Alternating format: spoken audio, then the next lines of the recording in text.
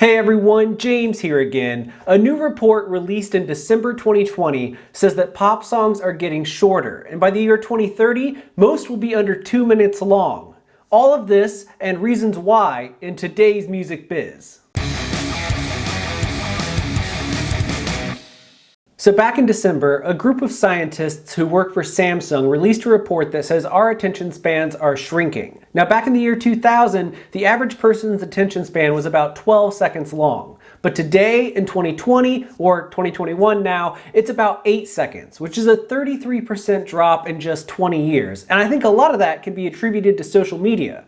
We're inundated with more content than ever, more often. I mean, open any app on your phone and there is just a slew of new information, new images, new videos, new sounds, new everything. So finding something that actually holds consumers' attention is increasingly difficult. Getting people to listen to a 5-minute song 30 years ago is vastly easier than it is today, which leads people to think that music is getting shorter. And it's not just a thought actually, it's really happening. I mean, if you look at the top 100 songs on Spotify, the vast majority are under 3 minutes long, and even more are under 2 minutes long. And scientists believe that this trend is going to continue. In fact, the scientists behind this report believe that most pop songs will be under 2 minutes in length by the year 2030. That's just 1 decade from now, and who knows where our attention spans will be at that point, probably 6 seconds or even less. And there's a lot of science behind why music is changing in this way, but in the simplest terms, it's a combination of a few things. One, our short attention spans. Artists need to catch our attention faster than ever in order to hold us,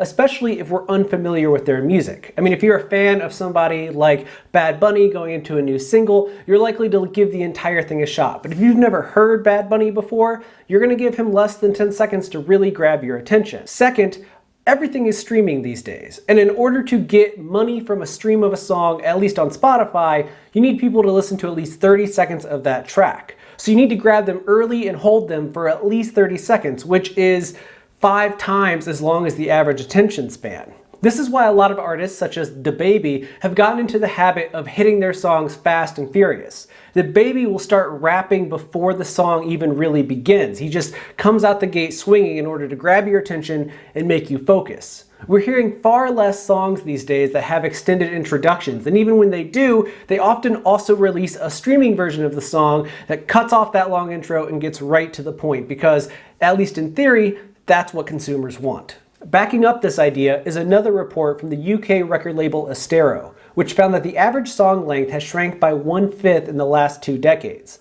In fact, a comparison of the top songs from 1998 and the top songs from 2018 found that the average hit song was over a minute shorter than it was 20 years ago. And to put that in streaming terms, shorter songs are getting more streams and longer songs are getting less streams. And there's a lot of reasons for that. For starters, you can stream 2 songs by an artist like Lil Pump in the amount of time that it takes you to stream 1 song from a band like U2. So it's easier to just consume more of this music. But also, again, it's all about holding users' attention spans. It's not a matter of whether or not the shorter songs are better than the longer songs. There are arguments for both, and it's based on every individual track.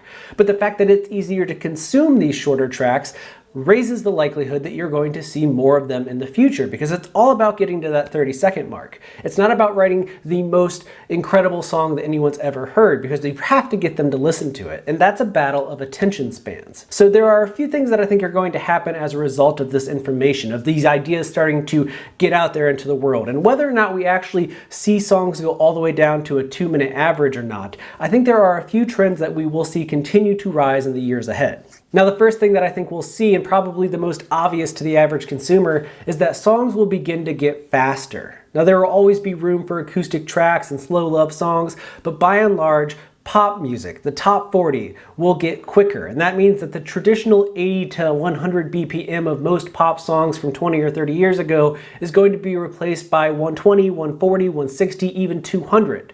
That means subgenres like metal, dubstep, techno, and so on that use really high BPMs might start getting fused with traditional pop music to create new and exciting sounds that are also very catching, very engaging, and again, very short.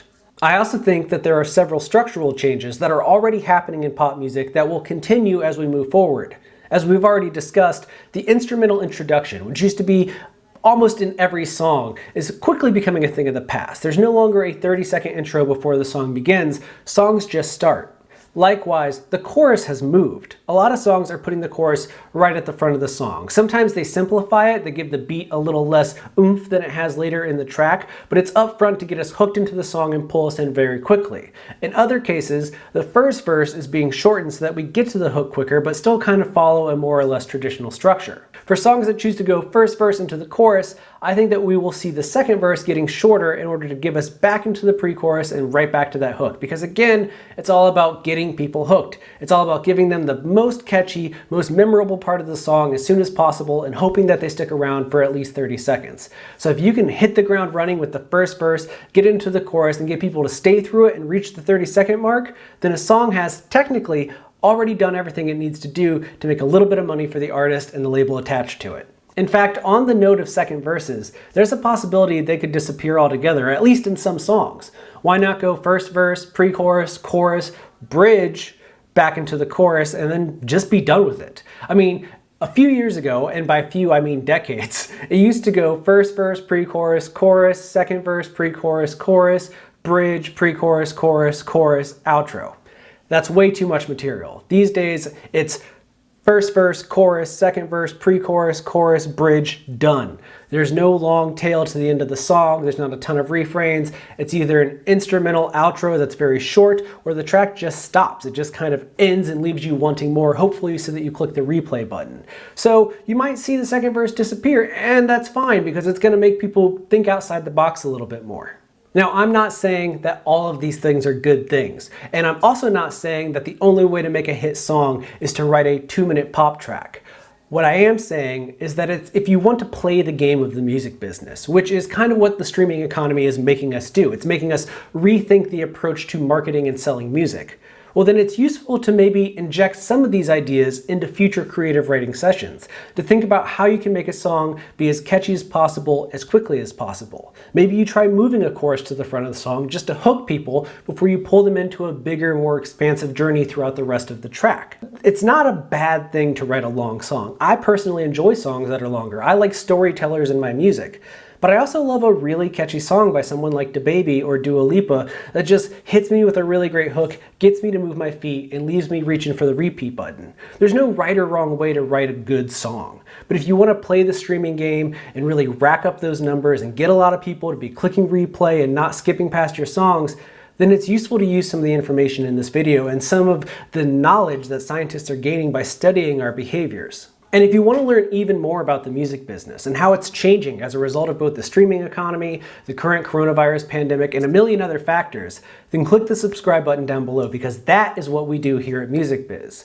My name is James, I'm your guide for the whole thing, and I would be happy if you joined us. So if you haven't done so already, click that subscribe button. And if you have, well then I hope you have a really great week. We're doing a lot of crazy stuff here right now, and I can't wait to share it all with you. And until then, please take care of yourself, because you deserve it. Hey everyone, James here again. A new report released in December 2020 says that pop songs are getting shorter, and by the year 2030, most will be under 2 minutes long. All of this and reasons why in today's Music Biz.